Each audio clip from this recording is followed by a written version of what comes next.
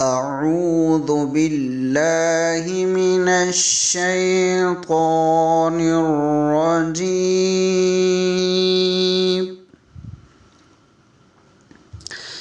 بسم الله الرحمن الرحيم.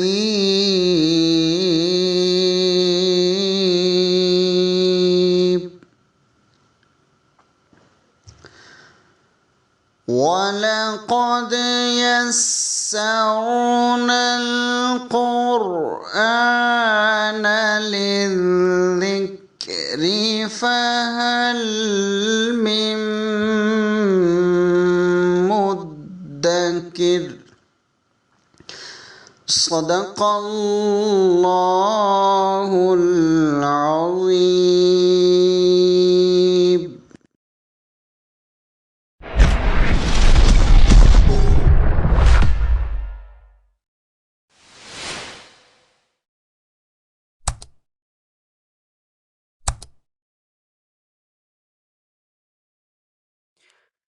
اعوذ باللہ من الشیطان الرجیم.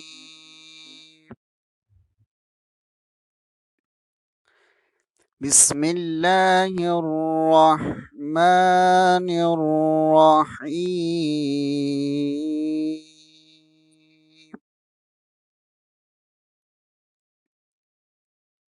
قال الملأ الذين استكبروا من قومه لنخرجنك يا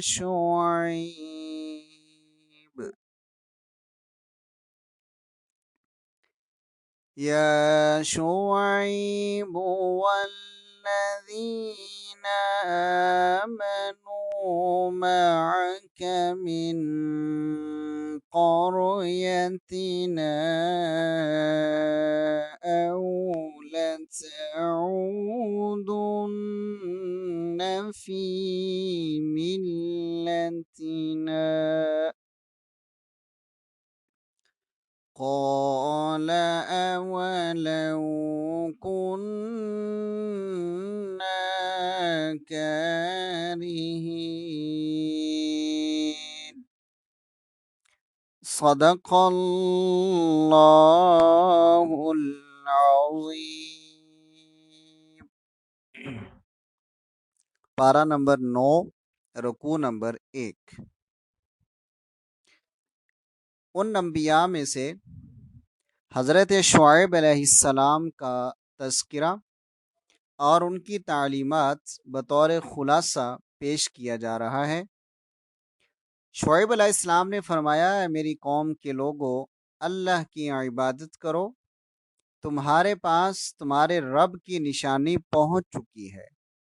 ناپ تول پورا کرو، ڈنڈی نہ مارا کرو. اگر تم صاحب ایمان ہو تو ملک میں اصلاح کے بعد خرابی نہ پیدا کرو. ہر راستہ پر بیٹھ کر اہل ایمان کو راہ حق سے نہ روکو. یاد کرو تم تھوڑی تعداد میں تھے، اللہ تعالی نے تمہیں کثیر بنا دیا. تم میں سے ایک گروہ میری رسالت پر پھر بھی ایمان نہیں لایا. صبر کرو یہاں تک کہ اللہ میرے اور تمہارے درمیان فیصلہ کر دے. قوم کے سردار اور بڑے آدمی کہنے لگے، اے شعیب، یا تو ہمارے مذہب پر آ جاؤ ورنہ تمہیں اور تمہارے ماننے والوں کو شہر سے نکال دیں گے. انہوں نے فرمایا کہ ہمارا بھروسہ اللہ تعالیٰ پر ہے اور وہ بہترین فیصلہ کرنے والا ہے. بھونچال کی صورت میں عذاب الہی آیا اور شعیب علیہ السلام کی قوم کے منکرین اپنے گھروں میں اوندے پڑے رہ گئے. رکوع نمبر 2. ہم نے جب کبھی کسی بستی میں کوئی نبی بھیجا، اس بستی کے منکروں کو سختیوں اور نقصانوں میں مبتلا کیا تاکہ سرکشی سے باز آ جائیں اور عاجزی اختیار کریں. پھر ہم نے مصیبت راحت میں بدل دی. جب وہ خوشحالیوں میں خوب آگے نکل گئے تو اچانک اللہ کے عذاب کی پکڑ میں آ گئے۔ اگر ان بستیوں کے لوگ ایمان لے آتے اور برائیوں سے بچتے تو ان پر آسمان و زمین سے برکتوں کے دروازے کھل جاتے۔ بغور ہوش سے سن لو، کیا شہر کے بسنے والوں کو اس بات سے امان مل گئی ہے کہ ہمارا عذاب راتوں رات یا دن دہاڑے آ جائے؟ کیا وہ اللہ کی مخفی تدبیروں سے بے خوف ہو گئے ہیں؟ یاد رکھو، اللہ کی مخفی تدبیروں سے تباہ ہونے والے ہی بے خوف ہوا کرتے ہیں۔ رکوع نمبر 3۔ پہلی قوموں کے پاس رسول آئے مگر انہوں نے پیغمبروں کو جھٹلایا اور اپنے عہد پر قائم نہ رہے، اور ان میں کچھ تو یکسر بد کردار اور نافرمان تھے۔ پھر ہم نے موسیٰ علیہ السلام کو فرعون اور اس کے درباریوں کے پاس بھیجا، انہوں نے ہمارے نبی کو جھٹلایا، ان کا عبرتناک انجام بھی دیکھنے کے قابل ہے۔ موسیٰ علیہ السلام نے فرعون کے سامنے دو ٹوک بات میں کہا کہ میں اللہ کا رسول ہوں، مجھے مان لے اور میرے ساتھ بنی اسرائیل کو بھیج دے۔ اس نے نبوت کا نشان مانگا تو آپ نے لاٹھی پھینکی، وہ اژدہا بن گئی، اور ہاتھ گریبان میں ڈال کر نکالا تو وہ چمکنے لگا۔ رکوع نمبر 4۔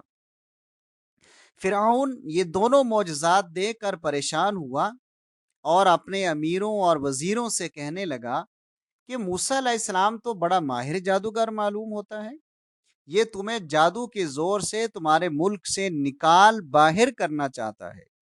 درباریوں نے مشورہ دیا کہ اس کے مقابلے کے لیے جادوگر بلانے چاہیے۔ جادوگر آئے تو وہ کہنے لگے اگر ہم کامیاب ہوئے تو ہمیں کیا انعام ملے گا؟ فرعون کہنے لگا میں تمہیں اپنا خاص مقرب بنا لوں گا۔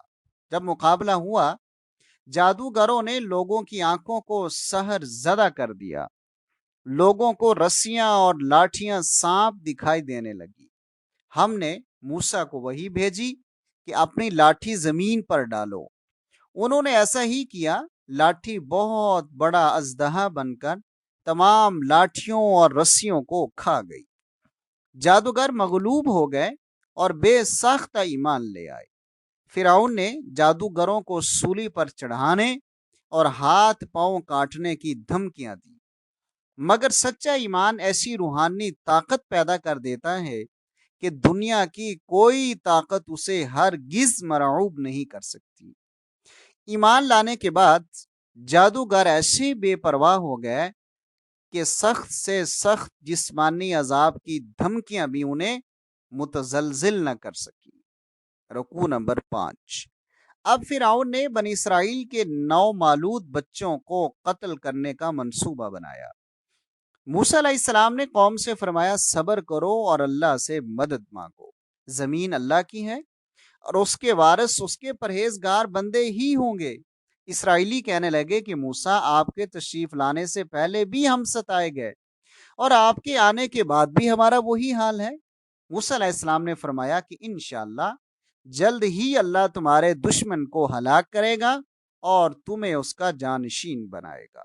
رکوع نمبر 6۔ فرمایا کہ ہم نے آل فرعون کو طرح طرح کی مصیبتوں میں گرفتار کیا۔ جب وہ کسی نئی مصیبت میں گرفتار ہوتے تو موسیٰ علیہ السلام سے دعائیں کرواتے اور بنی اسرائیل کو آزاد کر دینے کے وعدے کرتے، مگر تکلیف دور ہونے کے بعد پھر غداری کرتے۔ بالآخر اللہ تعالیٰ نے ان کو سمندر میں غرق کر دیا اور بے بس کمزور بنی اسرائیل کو ان کا وارث بنا دیا۔ اس طرح بنی اسرائیل پر اللہ جل شانہ کا پسندیدہ فرمان پورا ہو گیا۔ بنی اسرائیل سمندر سے پار ہوئے تو انہوں نے دیکھا کہ وہاں کچھ لوگ بتوں پر مجاور بنے بیٹھے ہیں۔ بنی اسرائیل نے کہا اے موسیٰ، ہمارے لیے بھی ایسا ہی ایک معبود بنا دے جیسا ان لوگوں نے بنا رکھا ہے۔ موسیٰ علیہ السلام نے فرمایا افسوس تم پر، یہ لوگ جس طریقے پر چل رہے ہیں وہ تو تباہ ہونے والا ہے۔ تم اللہ کی نعمتیں کیوں بھول گئے ہو؟ تم نے تو اتنی جلدی فرعون کی غلامی کے دن فراموش کر دیے، افسوس ہے تم پر۔ رکوع نمبر 7۔ حضرت موسیٰ علیہ السلام کو کوہ طور پر 40 دن کے لیے اعتکاف کرنے کا حکم ہوا۔ وہ اپنے پیچھے اپنے بھائی ہارون علیہ السلام کو اپنا نائب مقرر کر گئے۔ موسیٰ علیہ السلام رب کریم سے ہم کلام ہوئے تو انہوں نے اس سے جمال جہاں آرا کی کے مشاہدہ کی درخواست کی، مگر جب تجلی ہوئی تو موسیٰ علیہ السلام بے ہوش ہو کر گر پڑے اور پہاڑ تجلی الہی سے ریزہ ریزہ ہو گیا۔ موسیٰ علیہ السلام کو اللہ تعالیٰ نے اپنی پیغمبری کے لیے چن لیا اور فرمایا تورات میں ہر قسم کی ہدایات لکھ دی گئی ہے، اسے مضبوطی کے ساتھ تھام لو اور اپنی قوم کو حکم دو کہ وہ اس کے پسندیدہ حکموں پر کار بند ہو جائیں۔ اللہ تعالیٰ نے فرمایا کہ میری زمین پر سرکشی نہ کرو، اگر ایسا کیا تو پہلے بھی سرکشی کرنے والے دنیا بھر کی نشانیاں دیکھ لیں ان کے ساتھ کیا انجام ہوا ہے، پھر بھی ایمان نہ لائیں گے۔ یاد رکھو جن لوگوں نے ہماری نشانیاں جھٹلائیں اور آخرت کے منکر ہوئے ان کے سارے کام ضائع ہو گئے، وہ اپنی کرتوتوں کا بدلہ پائیں گے۔ رکوع نمبر 7۔ بنی اسرائیل مصر کے بت پرستوں اور مشرکوں کے ساتھ رہ کر بت پرستی سے اس درجہ مانوس ہو گئے تھے کہ رہ رہ کر انہیں اس کا شوق ہوتا تھا۔ چنانچہ موسیٰ علیہ السلام 40 دن کے لیے کوہ طور پر گئے تو انہوں نے گائے کے بچڑے کی طلائی مورتی بنا کر اس کی پوجا شروع کر دی۔ جب موسیٰ علیہ السلام واپس آئے تو ان پر سخت غضبناک ہوئے، کہنے لگے افسوس تم پر، میرے بعد تم نے کس برے طریقے پر میری جان نشینی کی۔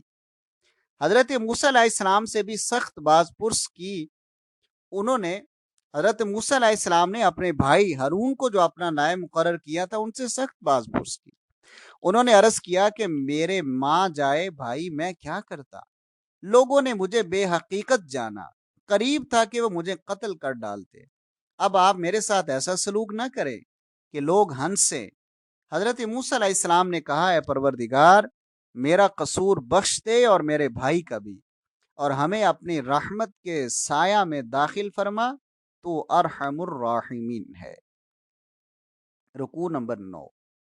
اللہ تعالیٰ نے فرمایا کہ بچڑے کی پوجا کرنے والوں پر خدا کا غضب ہوگا، وہ دنیا کی زندگی میں بھی ذلت و رسوائی پائیں گے، لیکن غلطی کر کے جلد توبہ کرنے والے ایمانداروں پر اللہ رحم فرماتا ہے۔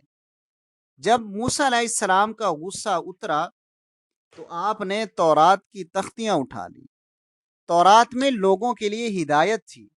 موسیٰ علیہ السلام نے اپنی قوم میں سے 70 آدمیوں کو کوہ طور پر بلایا تاکہ وہ موسیٰ علیہ السلام کو رب سے ہم کلام ہوتے ہوئے خود سن لیں۔ ان لوگوں نے اللہ کے دیدار کا مطالبہ کیا تو اللہ تعالیٰ نے انہیں ہلاک کر دیا۔ حضرت موسیٰ علیہ السلام نے عرض کیا یا اللہ، کیا ایسی بات کے لیے جسے ہم میں سے چند بے وقوف کر بیٹھے ہیں تو ہم سب کو ہلاک کر دے گا؟ یہ تیری طرف سے ایک آزمائش ہے، ہم توبہ کرتے ہیں، ہمارے لیے دنیا اور آخرت میں بھلائی مقدر فرما دے۔ فرمانا الہی ہوا، میرا عذاب جسے میں چاہوں گا پہنچے گا، رہی میری رحمت ان رحمتی واسعۃ، تو وہ تو بہت وسیع ہے، میں اپنی رحمت ان لوگوں کے مقدر کر دوں گا جو برائیوں سے بچنے والے، آیات الہی پر ایمان رکھنے والے اور زکوٰۃ ادا کرنے والے ہوں گے۔ اعلان خدا بندی ہوا، جو لوگ میرے رسول نبی امی صلی اللہ علیہ وسلم کی پیروی کریں گے، جن کا ذکر تورات اور انجیل میں ہے، یہ رسول امین صلی اللہ علیہ وسلم نیکی کا حکم کریں گے اور برائی سے روکیں گے، پسندیدہ چیزوں کو حلال اور گندی چیزوں کو حرام کریں گے، لوگوں کے بوجھ اتاریں گے اور ان کے پھندے نکال دیں گے۔ جو لوگ آپ صلی اللہ علیہ وسلم پر ایمان لائیں گے، آپ کی مدد کریں گے اور قرآن مجید پر ایمان لائیں گے، وہی لوگ کامیاب ہوں گے۔ رکوع نمبر 10۔ اے پیغمبر صلی اللہ علیہ وسلم، آپ لوگوں میں اعلان فرما دیں کہ میں تمام افراد نسل انسانی کی طرف رسول بن کر آیا ہوں، اس خدا کی طرف سے جو آسمان اور زمین کا بادشاہ ہے۔ اے لوگو، اب مجھ پر ایمان لاؤ اور میری لائی ہوئی کتاب پر لاؤ تاکہ تم ہدایت پاؤ۔ بنی اسرائیل 12 گروہوں میں بٹ گئے تو ہم نے ان کے لیے 12 چشمے جاری کر دیے، ان پر بادلوں کا سایہ کر دیا، کھانے کو من و سلوہ مہیا فرما دیا، مگر بنی اسرائیل دین کے احکام پر اخلاص کے ساتھ عمل کرنے کے بجائے ہیلے بہانے تراشنے لگے تو ہم نے ظالموں پر آسمان سے عذاب نازل کیا۔ رکوع نمبر 11۔ بنی اسرائیل کو حکم ملا کہ ہفتے کے دن مچھلیوں کا شکار نہ کرنا۔ انہوں نے یہ ہیلا تراشا کہ دریا کے کنارے گڑھے کھود لیے، ان میں مچھلیاں آ جاتی تو انہیں پکڑ خود آ گئی ہیں، اور خود آنے کا مطلب یہ ہے کہ ہم نے تو انہیں نہیں پکڑا ہے، لہٰذا ہم گناہ گار نہیں ہو رہے ہیں۔ لیکن اللہ تبارک و تعالیٰ نے فرمایا کہ کیوں نہیں، یہ تم نے ہیلا بہانا ہے۔ حق پرستوں نے انہیں بہت سمجھایا مگر وہ توبہ پر ہرگز آمادہ نہ ہوئے۔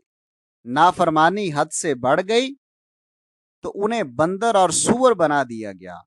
پھر اللہ رب العزت نے اعلان فرما دیا کہ بنی اسرائیل شرارتوں سے باز نہ آئے تو قیامت کے دن تک ان پر ایسے لوگوں کو مسلط فرما دے گا جو انہیں ذلیل و خوار کریں گے۔ اس کے بعد بنی اسرائیل 2 گروہوں میں بٹ گئے، نیکوکار اور بدکار۔ پھر ان کی جگہ نالائق اور برے جانشینوں نے لے لی۔ وہ دنیا کے ادنا سامان کے لیے دین فروشی کرتے اور کہتے کہ ہمیں اس کی معافی مل جائے گی۔ اللہ کریم کا فیصلہ ہے کہ جو لوگ کتاب اللہ کو مضبوط تھامے ہوئے ہیں اور نماز میں سرگرم ہیں، ان کے لیے کوئی مشکل نہیں ہوگی، وہ اللہ کے بندے ہیں۔ رکوع نمبر 12۔ اللہ رب العزت کا ارشاد ہے کہ اس کی ہستی کا اعتقاد ہر انسان کی فطرت میں موجود ہے۔ اس نے روز الست ہی سے ان سے وعدہ لیا تھا، الست بربکم قالوا بلا، سب نے کہا تھا کہ تو ہی ہمارا رب ہے۔ لہذا اب کسی مشرک یا بد اعمال کے لیے یہ بہانہ نہیں ہو سکتا کہ اس نے اپنے باپ دادا کے طریقہ کو اختیار کیا ہے۔ اللہ پاک نے نبی محترم صلی اللہ علیہ وسلم کو مخاطب کر کے فرمایا کہ انہیں پہلی بد کردار قوموں کے انجام بد سے آگاہ فرما دیجیے۔ ہدایت اس کو ملے گی جو اللہ سے ہدایت پائے گا، گمراہ خسارہ میں گرفتار ہوں گے۔ ان کے دل ہوں گے مگر شعور سے خالی، آنکھیں ہوں گی مگر حقیقت سے بے نور، کان ہوں گے مگر حق سننے سے عاری، گویا یہ چھپائے ہوں گے بلکہ ان سے بھی بدتر کیونکہ یہ غافل ہے۔ رکوع نمبر 13۔ فرمایا جو ہماری آیات کو جھٹلائیں گے وہ بتدریج شدید عذاب سے دوچار ہوں گے۔ انہیں مہلت ملے گی لیکن اللہ کی گرفت بہت سخت ہوگی۔ ان سے کہا جائے گا کہ تم نے غور و فکر سے کیوں کام نہیں لیا تھا؟ کیا زمین و آسمان کی ہزار تا ہزار نشانیاں موجود نہیں تھیں؟ حق تو یہ ہے کہ یہ اللہ جس پر گمراہی کا حکم لگا دے اس کو کوئی ہدایت نہیں دے سکتا۔ یہ قیامت کے بارے میں دریافت کرتے ہیں، ان سے کہہ دیں اس کا علم صرف خدا کو ہے، وہ اچانک آئے گی۔ نفع و نقصان کا مالک اللہ ہے، اگر میرا اختیار ہوتا تو میں صرف بھلائی چاہتا، مجھے کوئی نقصان نہ پہنچتا۔ خوب سن لو، میں اہل ایمان کے لیے بشیر و نذیر بن کر آیا ہوں۔ رکوع نمبر 14۔ تمہارا خالق و مالک وہی ہے جس نے تمہیں ایک وجود سے پیدا کیا، تمہارے جوڑے بنائے تاکہ ان سے تم سکون حاصل کرو۔ کیا تم انہیں اللہ کا شریک بناتے ہو جو کسی شے کے خالق نہیں بلکہ خود مخلوق ہے؟ نہ وہ کسی کی نہ اپنی ہی کچھ مدد کر سکتے ہیں۔ تمہیں کیا ہو گیا ہے کہ تم ہدایت کی پیروی نہیں کرتے ہو؟ اپنی جیسی مخلوق کو اللہ کا شریک ٹھہراتے ہو۔ انہیں پکار کر دیکھو، وہ تمہاری کسی پکار کا جواب نہ دے سکیں گے۔ ان کے اپنے پاؤں نہیں کہ وہ چل سکیں، وہ ہاتھ نہیں کہ پکڑ سکیں، آنکھیں نہیں کہ ان سے دیکھ سکیں، کان نہیں جن سے سن سکیں۔ خوب سن لو، میرا پروردگار اللہ ہے جس نے یہ کتاب نازل فرمائی وہ نیکوکاروں کا مددگار ہے۔ نبی مکرم صلی اللہ علیہ وسلم کو ارشاد ہوا کہ آپ کا طریقہ یہ ہونا چاہیے کہ ہر حال میں درگزر کا رویہ اختیار کرے، شیطانی وسوسوں کا اللہ کی یاد سے علاج کرے۔ جو لوگ متقی ہیں ان کا ضمیر ایسا بیدار ہو جاتا ہے کہ جو ہی کوئی وسوسہ دل میں آتا ہے وہ معاً چونک اٹھتے ہیں اور ان پر نیکی کی روشنی نمودار ہو جاتی ہے۔ کلام الہی کا جی لگا کر سننا بھی شیطانی وسوسوں کے اثرات کو دور کرتا ہے۔ قرآن عزیز بصیرتوں کا مجموعہ ہے، یہ ہدایت اور رحمت ہے مگر ان کے لیے جو یقین رکھتے ہیں۔ اے مومنو، جب قرآن پڑھا جائے تو پوری توجہ سے سنو اور چپ رہو تاکہ تم پر اللہ کی رحمت ہو۔ سورت کے آخر میں حضور اقدس صلی اللہ علیہ وسلم کو اور آپ کی وساطت سے قرآن کے ہر قاری کو ہدایت فرمائی کہ صبح و شام اپنے پروردگار کو یاد کیا کرو، دل ہی دل میں عجز و نیاز سے ڈرتے ہوئے بھی اور زبان سے آہستہ آہستہ بغیر پکارے بھی۔ خبردار، کسی وقت غافل نہ ہونا، اللہ والے بندگی حق سے کسی وقت نہیں جھکتے، ہر دم اسی کی پاکیزگی اور حمد و ثنا میں مشغول رہتے ہیں اور اسی کے آگے سر بسجود رہتے ہیں۔ اس کے بعد اگلے رکوع کا آغاز ہو رہا ہے جو کہ رکوع نمبر 15 ہے، اور یہاں سے سورہ الانفال کا آغاز ہو رہا ہے۔ یہ 8 نمبر سورہ بنتی ہے، سورت مکی ہے، رکوع 10 ہے اور 75 آیات ہیں۔ تبلیغ کا حق ادا ہو چکا، یہود و نصارہ، مجوسی، مشرکین مکہ اور دوسری اقوام کو اللہ کا پیغام بتلا دیا گیا۔ اب اہل ایمان اور کفار کی دو واضح جماعتیں ظہور میں آ گئیں۔ قریش کے مظالم انتہا کو پہنچ گئے تو حضرت محمد صلی اللہ علیہ وسلم مدینہ منورہ کو ہجرت فرما گئے۔ کفار مکہ نے یہاں بھی چین سے بیٹھنے نہ دیا اور مسلسل حملے کیے۔ اس سورہ مبارکہ میں قانون جنگ نازل ہوا، دشمنوں سے مدافعت اور مقابلہ کی 13 دفعات نہایت جامعیت سے بیان ہوئی ہے۔ متعلقہ مسائل ان کے سوا ہے۔ غزوہ بدر اور اس کے اہم واقعات اس سورت کا خاص موضوع ہے۔ رکوع نمبر 15۔ سورہ مبارکہ کی ابتدا اس حکم سے ہو رہی ہے کہ راہ حق میں جہاد کرتے ہوئے مال غنیمت جو ہاتھ آئے وہ اللہ اور اس کے رسول کا ہے۔ یہ لوٹ کا مال نہیں کہ جو جس کے ہاتھ پڑ گیا اس کا ہو گیا، بلکہ سب کچھ رسول اللہ صلی اللہ علیہ وسلم کے سامنے پیش کرنا چاہیے۔ ایمان والوں کو حکم ہوا کہ ہر حال میں اللہ سے ڈرتے رہو، آپس میں صلح صفائی کے ساتھ رہو، اللہ اور رسول کا کہنا مانو۔ سچے مومن وہ ہیں جو اللہ کا نام سنتے ہیں تو ان کے دل دہل جاتے ہیں، قرآن مجید سنتے ہیں تو ان کے ایمان میں اضافہ ہو جاتا ہے، اللہ پر بھروسہ رکھتے ہیں، نماز قائم کرتے ہیں اور اللہ کے دیے ہوئے میں سے خرچ کرتے ہیں۔ ارشاد ہوتا ہے وہ وقت یاد کرو جب مسلمان کافروں کے مقابل جہاد کے لیے نکلے۔ مسلمانوں پر یہ بات واضح نہ تھی کہ یہ لڑائی قریش کی باقاعدہ فوج سے ہوگی جو تجارتی قافلہ کی حفاظت کا بہانہ بنا کر مدینہ پر حملہ کرنا چاہتی ہے، لیکن وہ فوج کے مقابل سے ڈرتے رہے۔ ان کی خواہش تھی کہ ہمارا مقابلہ ابو سفیان کے قافلے سے ہو جائے، جبکہ اللہ اور اس کے رسول کا منشا یہ تھا کہ حق و باطل کا معرکہ ہو جس میں حق کا بول بالا ہو اور باطل کا زور ٹوٹ جائے۔ فرمایا یاد کرو تم اپنے رب سے غیبی امداد کے لیے فریاد کر رہے تھے، اللہ تعالیٰ نے تمہاری مدد کے لیے 1000 فرشتے بھیج دیے اور فرمایا کہ یہ سب تمہارے اطمینان کے لیے ہے، اصل مدد تو اللہ ہی کی ہے۔ رکوع نمبر 16۔ فرمایا یاد تو کرو ہم نے عین میدان جنگ میں تم پر غنودگی طاری کر دی تاکہ تازہ دم ہو جاؤ، آسمان سے تم پر پانی برسا دیا تاکہ تم نہا دھو لو اور ریتلے میدان میں تمہارے قدم جم جائیں۔ فرشتوں کو کہا گیا کہ مومنوں کے قدم جمائے رکھو، میری نصرت بھی تمہارے ساتھ ہے۔ یہ ساری کاروائی ان کے خلاف تھی۔ ایمان والو، کافروں سے مقابلہ ہو تو ڈٹ جاؤ، میدان جنگ سے بلا ضرورت پیچھے ہٹنے والے خدا کے عذاب کے مستحق ہوتے ہیں۔ میدان بدر میں کافروں کو تم نے قتل کرنا تھا، ان کو اللہ نے جہنم رسید کیا۔ رسول خدا کے ہاتھوں کی پھینکی ہوئی مٹی خدا نے کافروں کی آنکھوں میں ڈال دی۔ اے کافرو، تم بدر میں جس حقیقت کو دیکھ چکے ہو اس کو حرف آخر نہ سمجھو۔ اگر تم نے آئندہ بھی ایسی حرکت کی تو پھر بھی تمہارا حشر یہی ہوگا۔ تمہاری کثرت تعداد تمہیں اللہ کی گرفت سے نہ بچا سکے گی۔ اللہ تعالیٰ کی مدد مومنوں کے ساتھ ہے۔ رکوع نمبر 17۔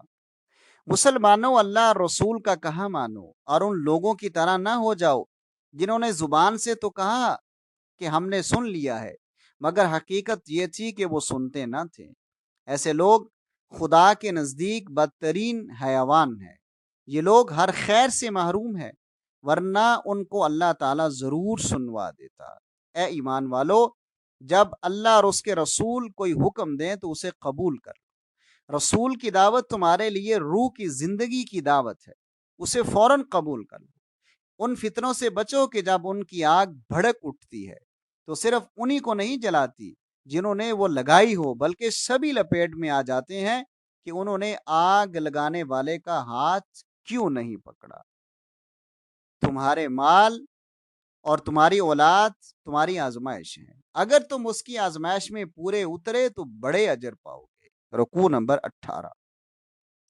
اے ایمان والو، اگر تم اللہ سے ڈرتے رہو تو وہ تمہیں حق و باطل میں امتیاز کرنے والی قوت بنا دے گا، تمہاری کمزوریاں معاف کر دے گا اور تمہیں بخش دے گا۔ وہ دن نہ بھولو جب کافروں کا منصوبہ تھا کہ حضور صلی اللہ علیہ وسلم کو قید کر دیں، شہید کر دیں یا جلا وطن کر دیں، مگر ان کی سازشیں ناکام ہو گئی۔ جب ان کے سامنے کلام اللہ پڑھا جاتا تو یہ کافر قرآن شریف کو پہلی قوموں کے افسانے بتاتے۔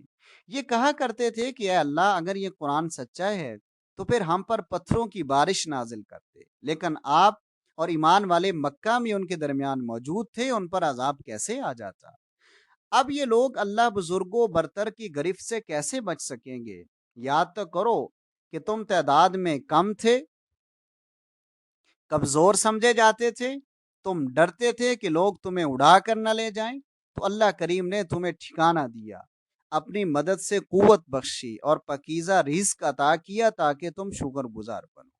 اے ایمان والو، تم خیانت نہ کرو، اللہ کی، رسول کی، نہ اپنی امانتوں میں خیانت کرو، اور خوب جان لو کہ تمہارے مال و دولت اور اولاد بڑی آزمائش ہے۔